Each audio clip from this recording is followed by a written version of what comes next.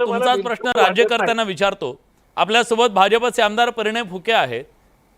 तुम्ही म्हणता की ओबीसी आमचा डीएनए आहे, पण ओबीसी नेत्यां हा डीएनए एवढा अस्वस्थ आहे आज, ती अस्वस्थता तुम्ही ऐकलेली असेल। तुम्ही जीआर काढला, पण त्या जीआरच्या मधून कुणाला न्याय मिळाला हा महाराष्ट्राला पडलेला प्रश्न आहे। तुम्ही सांगा ओबीसींचं नुकसान कसं होणार नाही जर एका सर्टिफिकेटवरती कोणी ओबीसी होत असेल तर, हा त्यांचा सवाल आहे।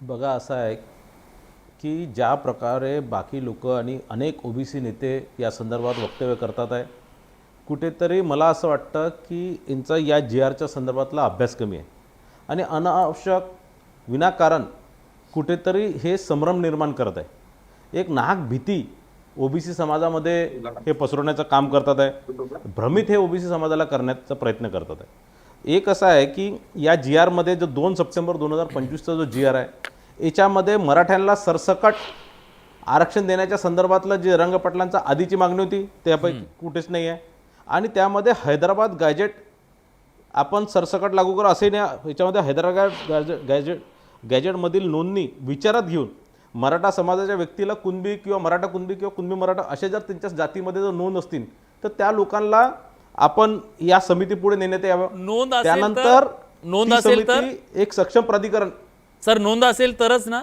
नोंद असणार तर त्यांना ज्याच्याकडे जातीचा बघा असा आहे ज्याच्याकडे कुणाकडे जर त्याच्याकडे त्याच्या वडिलांकडे आजोबांकडे पंजोबांकडे किंवा खापर पंजोबाकडे जर या प्रकारची कोणतीही जातीची नोंद असली तर त्याला ते जातीचं सर्टिफिकेट ते अनुसूचित जातीचं असला अनुसूचित जमातीचा असला ओबीसी मधला असला किंवा NT-VJ असला त्याला मिळतच।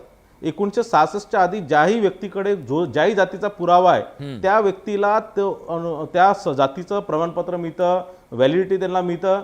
याच्यात कोणतंही नवीन नाही आहे। या जीआरच्या माध्यमातून हे स्पष्ट आहे की मराठवाडा किंवा इतर भागातील कोणतेही कुणबी समाजाचे जे लोक आहे ज्यांच्या जे वंशावळामध्ये कुणबी प्रमाणपत्र त्यांच्याकडे असतील त्याच लोकांना आपण हे सर्टिफिकेट द्यावं। त्यानंतर एक प्रतिज्ञापत्र करावं आणि तो सक्षम प्राधिकरण म्हणजे SP लेवलचा एखादा अधिकारी त्याचं पूर्ण व्हेरिफिकेशन करणार की हे जे सगळं प्रतिज्ञापत्र खरं आहे की नाही आहे, हे जे सगळे सर्टिफिकेट दिले आहे खरं आहे की नाही आहे, हे जे जातीचं प्रमाणपत्र आणलेलं आहे किंवा हे जे पुरावे दिलेले आहे, हे जे वंशावळाचं दिलेलं आहे, हे जे यांचे नातेसंबंधातले जे पुरावे त्यांनी दाखल केलेले आहे हे खरं आहे की नाही आहे, हे म्हणून याच्यात मला असं वाटतं की याच्यात कुठेही ओबीसी समाजाचं नुकसान नाही। सर एका वाक्यात सांगा, ज्यांची कसलीही नोंद नाही, ज्यांच्या पूर्वजांकडे ज्यांच्याकडे कसलीही नोंद नाही त्यांना सर्टिफिकेट मिळणार का?